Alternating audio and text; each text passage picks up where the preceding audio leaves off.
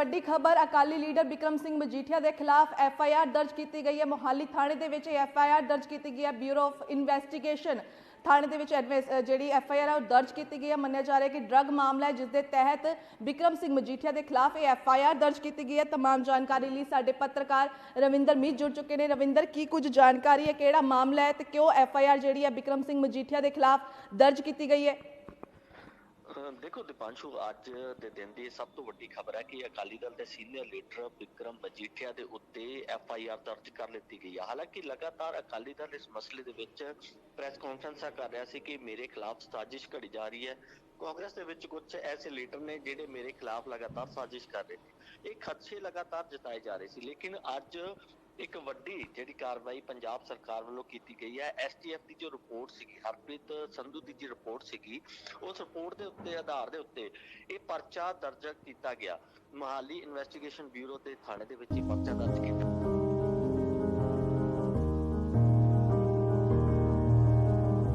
पंजाब सरकार ने हल की लोकां दी दहाकियां तो चली आ रही समस्या।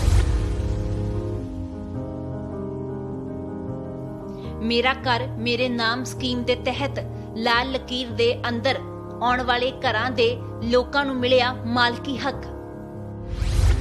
शहरां दे विच जिहड़े लाल लैन दे अंदर रहिंदे उन्हां दी जगह उन्हां दे नाम नहीं है। बैंक तो पैसे चाहिए है, बैंक वाले कहंदे जी रजिस्ट्री लेके आओ, थोड़े नाम जायदाद क्या है, जायदाद तो अपना घर भी नाम नहीं है। सो ऐसी ये स्कीम लेके आए है कि मेरा घर मेरे नाम। जिन्ने पिंडां दे विच लाल लैन दे अंदर घर है सारे थोड़े अपने नाम कर देने हैं। उहदी स्कीम शुरू कर रहे अज असी कि मेरा घर मेरे नाम। लाल लैन दे अंदर दे जिन्ने मकान है उन्होंने ड्रोन दे नाल नक्शे बना के जिथे जिथे तुसी काबज हो, तहसीलदार SDM नूं ऑर्डर करते हैं 3 महीने दे विच असी पूरे पंजाब दे विच तुहाडियां घरां दीयां रजिस्ट्रियां बना के तुहानूं दे देनी है। पिंडां ते शहरां च लाल डोरे अंदर रहिंदे वसनीक बने अपनियां जायदादां दे मालक। पंजाब सरकार कम बेमिसाल। पंजाब सरकार लोकां दी सरकार।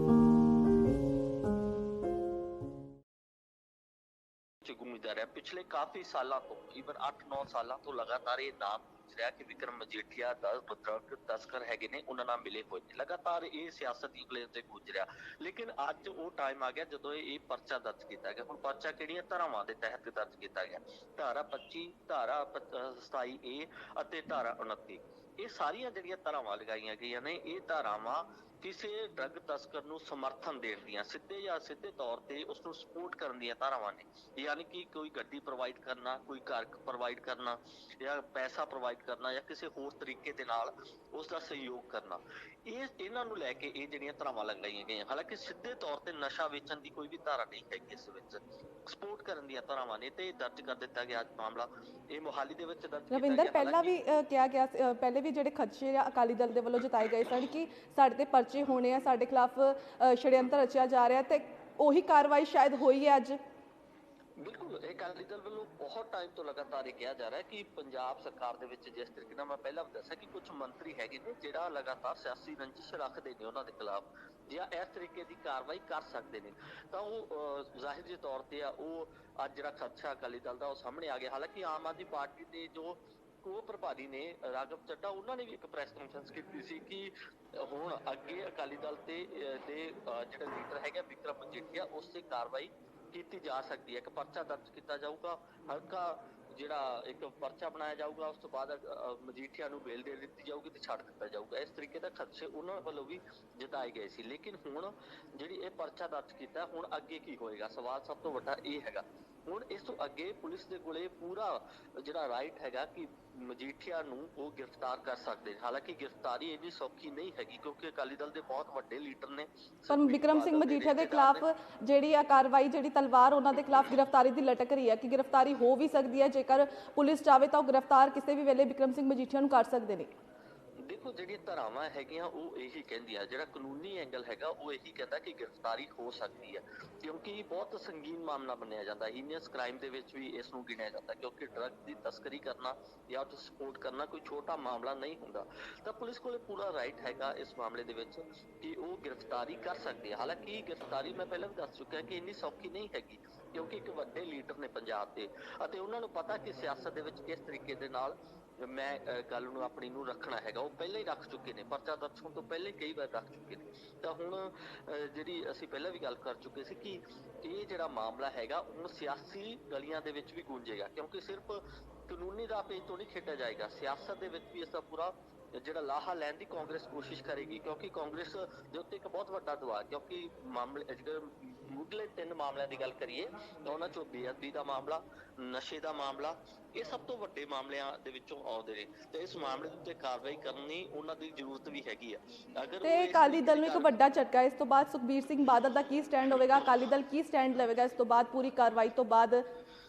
ਦੇਖੋ ਇਹ ਇੱਕ ਲੰਬੀ ਫਾਈਟ ਹੈਗੀ ਆ, ਕਿਉਂਕਿ ਅਕਾਲੀ ਦਲ ਦੇ ਸੂਤਰਾਂ ਦੇ ਹਵਾਲੇ ਤੋਂ ਇਹ ਖਬਰ ਵੀ ਆ ਰਹੀ ਕਿ ਅੱਜ ਪ੍ਰੈਸ ਕਾਨਫਰੰਸ ਵੀ ਕਰਨ ਜਾ ਰਹੇ ਨੇ ਅਕਾਲੀ ਦਲ ਦੇ ਸੀਨੀਅਰ ਲੀਡਰ ਇਸ ਮਾਮਲੇ ਤੇ ਪ੍ਰੈਸ ਕਾਨਫਰੰਸ ਕਰਨਗੇ ਤੇ ਉਸ ਪ੍ਰੈਸ ਕਾਨਫਰੰਸ ਦੇ ਵਿੱਚ ਕਹਿਣਗੇ ਕਿ ਅਸੀਂ ਪਹਿਲਾਂ ਹੀ ਦੱਸਿਆ ਸੀ ਕਿ ਸਰਕਾਰ ਇਸ ਤਰੀਕੇ ਦੀ ਰੰਜਿਸ਼ਬਾਜ਼ੀ ਜਾਂ ਵੈਂਡੇਟਾ ਪੋਲਿਟਿਕਸ ਕਰ ਰਹੇ ਨੇ। ਤਾਂ ਅੱਜ ਉਹ ਪ੍ਰੈਸ ਕਾਨਫਰੰਸ ਵੀ ਕਰਨਗੇ। ਬਾਕੀ ਜਿਹੜੀ ਫਾਈਟ ਲੀਗਲ ਫਾਈਟ ਹੈ ਉਹਨਾਂ ਨੇ ਤਾਂ ਲੜਨੀ ਹੈ, ਲੇਕਿਨ ਇੱਕ ਸਿਆਸੀ ਫਾਈਟ ਵੀ ਹੈਗੀ, ਉਹ ਸਿਆਸੀ ਫਾਈਟ ਵੀ ਲੜਨਗੇ ਕਿ ਸਰਕਾਰ ਇਲੈਕਸ਼ਨਾਂ ਦੇ ਕਰਕੇ ਬੈਨੀਫਿਟ ਲੈਣ ਕਰਕੇ ਨਾਮ ਬਦਨਾਮ ਕਰ ਰਹੀ ਹੈ। ਹਾਲਾਂਕਿ ਇਸ ਮਸਲੇ ਦੇ ਵਿੱਚ ਤੁਹਾਨੂੰ ਯਾਦ ਹੋਏਗਾ ਕਿ ਜਦੋਂ ਅਰਵਿੰਦ ਕੇਜਰੀਵਾਲ ਪਿਛਲੇ ਵਿਧਾਨ ਸਭਾ ਇਲੈਕਸ਼ਨ ਦੇ ਵਿੱਚ ਪੰਜਾਬ ਆਏ ਸਨ ਤਾਂ ਉਹਨਾਂ ਨੇ ਬੜੇ ਜਗ੍ਹਾ ਤੇ ਕਿਹਾ ਸੀ ਕਿ ਮਜੀਠੀਆ ਦਾ ਡਰੱਗ ਤਸਕਰਾਂ ਨਾਲ ਸਿੱਧਾ ਸਾਥ ਆ। ਉਸ ਤੋਂ ਬਾਅਦ ਡੈਫਾਮੇਸ਼ਨ ਦਾ ਕੇਸ ਜਿਹੜਾ ਹੈਗਾ ਮਜੀਠੀਆ ਵੱਲੋਂ ਕੇਜਰੀਵਾਲ ਤੇ ਕੀਤਾ ਗਿਆ। ਉਸ ਤੋਂ ਬਾਅਦ ਕੇਜਰੀਵਾਲ ਨੇ ਅੱਗੇ ਵਧਦੇ ਹੋਏ ਮਾਫੀ ਤੱਕ ਮੰਗ ਲਈ ਸੀ ਇਸ ਪੂਰੇ ਮਸਲੇ ਦੇ ਵਿੱਚ ਕਿ ਅਗਰ ਤੁਹਾਡੇ ਕੋਲ ਕੋਈ ਸਬੂਤ ਹੈ ਤਾਂ ਦਿਖਾਓ, ਨਹੀਂ ਤਾਂ ਮੈਂ ਡੈਫਾਮੇਸ਼ਨ ਤੁਹਾਡੇ ਤੇ ਕਰ ਰਿਹਾ।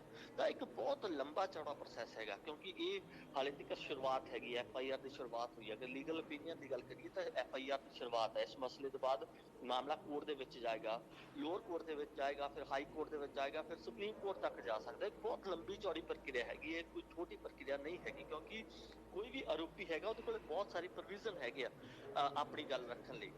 ਤਾਂ ਉਹ ਸਿਆਸਤ ਦੇ ਵਿੱਚ ਵੀ ਆਪਣੀ ਗੱਲ ਰੱਖਣਗੇ, ਲੀਗਲ ਦੇ ਵਿੱਚ ਵੀ ਆਪਣੀ ਗੱਲ ਰੱਖਣਗੇ। ਹਾਲਾਂਕਿ ਉਹ ਲੜਾਈ ਕਿਸ ਤਰੀਕੇ ਨਾਲ ਲੜਦੇ ਆ ਇਹ ਆਉਣ ਵਾਲਾ ਸਮਾਂ ਦੱਸ ਦੇਗਾ। ਰਣਨੀਤੀ ਤੈਅ ਕੀਤੀ ਜਾਏਗੀ ਅਕਾਲੀ ਦਲ ਵੱਲੋਂ ਵੀ, ਕਿਉਂਕਿ ਇੱਕ ਵੱਡਾ ਪੋਲੀਟੀਕਲ ਡੈਂਟ ਵੀ ਸਾਬਿਤ ਹੋ ਸਕਦਾ ਹੈ। ਪੰਜਾਬ ਦੇ ਵਿੱਚ ਇਲੈਕਸ਼ਨ ਹੈਗੇ ਨੇ, ਇਲੈਕਸ਼ਨ ਦੇ ਮੱਦੇਨਜ਼ਰ ਵਿਕਰਮ ਮਜੀਠੀਆ ਦੇ ਉੱਤੇ ਇੱਕ ਇਸ ਤਰੀਕੇ ਦਾ ਐਲੀਗੇਸ਼ਨ ਲੱਗਣਾ ਤਾਂ ਉਹ ਇੱਕ ਪੋਲੀਟੀਕਲ ਡੈਂਟ ਸਾਬਿਤ ਹੋ ਸਕਦਾ ਹੈ ਅਕਾਲੀ ਦਲ ਦੇ ਉੱਤੇ। ਤਾਂ ਅਕਾਲੀ ਦਲ ਇਸ ਪੁਆਇੰਟ ਆਫ ਵਿਊ ਦੇ ਉੱਤੇ ਵੀ ਕੰਮ ਕਰੇਗਾ, ਕਿਉਂਕਿ ਉਹਨਾਂ ਨੂੰ ਸਿਰਫ ਮਜੀਠੀਆ ਦੇ ਉੱਤੇ ਪਰਚਾ ਦਰਜ ਹੋਣਾ ਨੁਕਸਾਨ ਨਹੀਂ ਹੋਏਗਾ, ਪੋਲੀਟੀਕਲ ਨੁਕਸਾਨ ਵੀ ਹੋਏਗਾ। ਤਾਂ ਇਸ ਤੇ ਪੂਰੀ ਰਣਨੀਤੀ ਉਹਨਾਂ ਦੀ ਕੀ ਰਹਿਣ ਵਾਲੀ ਹੈ ਇਹ ਆਉਣ ਵਾਲਾ ਸਮਾਂ ਦਾ। तमाम जानकारी ਲਈ शुक्रिया रविंदर मीत। सो बिक्रम सिंह मजीठिया के खिलाफ FIR दर्ज हो चुकी है, मोहाली के FIR दर्ज हुई है तो इस सुखबीर सिंह बादल और बिक्रम सिंह मजीठिया की प्रतिक्रिया होगी, किस तरीके नाल अकाली दल अपना स्टैंड क्लीयर करेगा, क्यों FIR क्यों दर्ज की है ये तो थोड़ी देर बाद पता लगेगा। पर बिक्रम सिंह मजीठिया के खिलाफ वड्डी कार्रवाई होंदे ड्रग मामले के खिलाफ FIR दर्ज हुई है। वधेरे जानकारी लिए जुड़े रहो दैनिक सवेरा TV के नाल।